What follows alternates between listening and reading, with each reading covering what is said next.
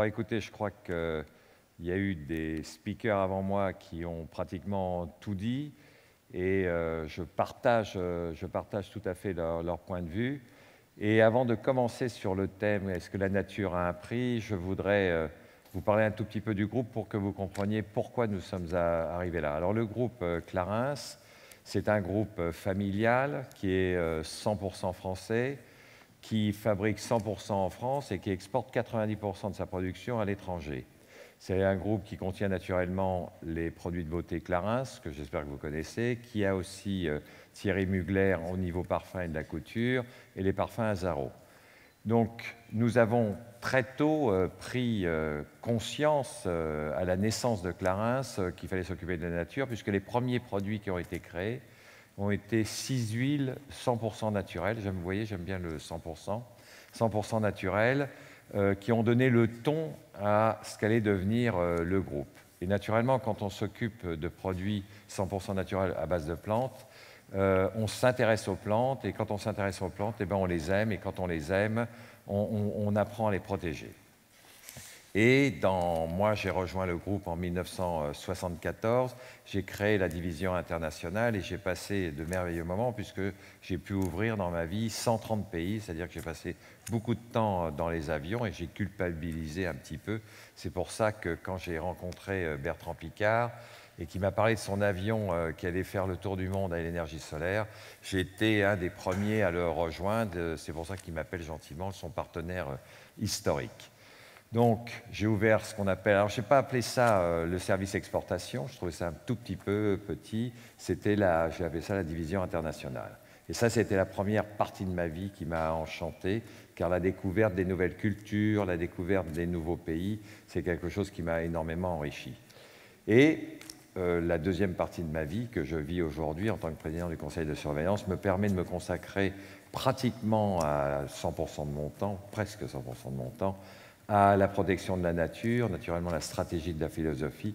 Et je pense qu'une marque ne peut exister, quel que soit son domaine, sans avoir cette grande vision qu'en tant qu'industriel, on doit tout faire pour protéger la nature.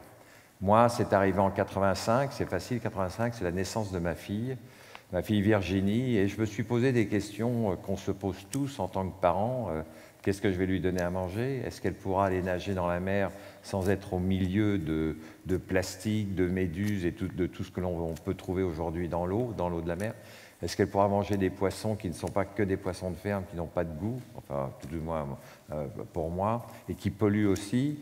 Est-ce qu'elle pourra profiter de l'air? Est-ce qu'elle pourra aller un jour skier? Est-ce qu'il y aura encore de la neige? Toutes ces questions, je me les suis posées en 85 et j'ai décidé d'engager le groupe sur ce qu'on appelait à l'époque, ce qu'on appelle aujourd'hui le développement durable, ce qu'on appelait un peu à l'époque le commerce équitable, c'est-à-dire de regarder la provenance des différentes matières qu'on utilisait et d'être certain que ces matières premières avaient toutes les qualités donc d'une agriculture assez propre.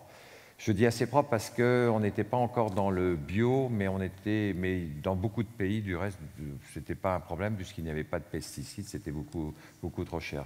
Donc dès le départ, on a pu s'approvisionner en garantissant des revenus aux agriculteurs avec ce commerce équitable dans des matières premières assez exceptionnelles. Et je crois que ça a été un retour. Donc oui, il y a eu un retour, un surinvestissement d'avoir aidé ces gens, car aujourd'hui, ils nous donnent encore, 20 ans après, je pense que j'ai la meilleure Centellia asiatica du monde qui vient de Madagascar et qui est une coopération qu'on a fait avec des villageois qui nous l'accueillent chaque année. Et nous, en contrepartie, on a monté des écoles, on a fait des adductions d'eau. Donc tout ça, c'est un partage. La question qui est posée aujourd'hui, c'est quel prix pour valoriser la nature? Alors je crois qu'on y a déjà répondu. Il n'y a pas de prix pour valoriser la nature. La nature, c'est beaucoup trop beau, c'est beaucoup trop grandiose. Par contre, si on ne la respecte pas, il y a un coût. Et c'est pour ça qu'on doit absolument en parler. La nature, elle nous offre tout. Elle nous offre toutes nos ressources et sans contrepartie. La nature, elle nous offre de l'eau, elle nous offre de l'air, elle nous offre de la santé, elle nous offre la beauté. Pour Clarins, si vous voulez, il n'y aurait pas de bouteilles en verre sans du sable, il n'y aurait pas de transport, de tubes en plastique sans le pétrole. Et on espère, et encore aujourd'hui, on cherche vers des nouveaux plastiques qui sont à base plutôt de produits agricoles. Et naturellement, tout à l'heure, je vous ai parlé de Solar Impulse. Au niveau des transports, on participera, et j'espère que demain, on aura d'autres moyens de transport. En tout cas, on y travaille, et c'est une volonté de la société d'y arriver.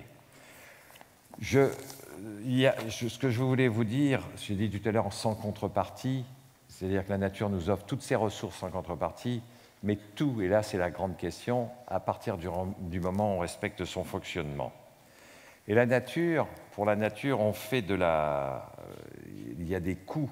Et là, je lisais un article qui m'a surpris, je suis même étonné, je pourrais peut-être vérifier, c'est que par exemple, on commence à remplacer la disparition des abeilles par de la pollinisation à la main en Chine ou en déplaçant des ruches aux États-Unis pour pouvoir amener justement ces abeilles. Le coût de tous ces travaux se monte en millions de dollars, et ça, c'est le coût quand on ne respecte pas la nature. Alors, avec le groupe, on a décidé d'avoir des actions. Donc, il y a plusieurs trajets auxquels on s'est attaché.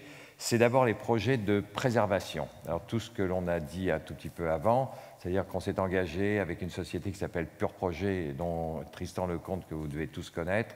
Nous travaillons avec lui depuis 8 ans et nous avons fait de la replantation d'arbres pour recréer les écosystèmes dans beaucoup de pays, que ce soit en Chine, en Indonésie, en Thaïlande, alors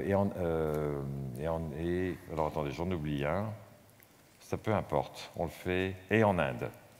On a aussi soutenu une association depuis maintenant une dizaine d'années qui s'appelle Jardin du Monde, avec un fondateur qui est un type extraordinaire qui s'appelle Jean-Pierre Nicolas et qui avait une vision de réintroduire les pharmacopées locales dans les pays où ça avait disparu. C'est vrai que, vous savez, par exemple, en Afrique, il y a eu énormément de faux médicaments, et les gens qui avaient le savoir des plantes ne l'ont pas transmis, et ça s'est un peu perdu.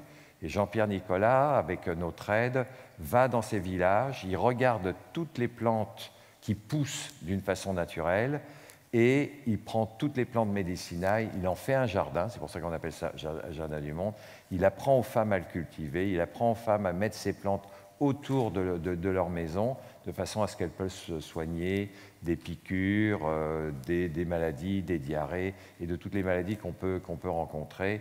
Et c'est un projet assez extraordinaire, puisque on travaille au Burkina Faso, on travaille à Madagascar, et nous avons obtenu des résultats assez fantastiques. On s'est engagé aussi, il y a pas mal d'années, avec Alpaction. C'était un visionnaire, le prince Soudradim Aga Khan, qui avait vu que les Alpes, c'est le plus grand écosystème européen et qu'il fallait le protéger. Donc Clarins a acheté des terrains ou a participé à la réintroduction du gypaète barbu en 2004. Il n'y en avait plus que 7 sur l'ensemble des Alpes. Aujourd'hui, il y en a 170 et ils nous ont fait l'honneur d'en appeler un Clarins. Il a été baptisé en 2011 sur un terrain qu'on avait acheté et où les animaux qui s'étaient réintroduits étaient venus nicher.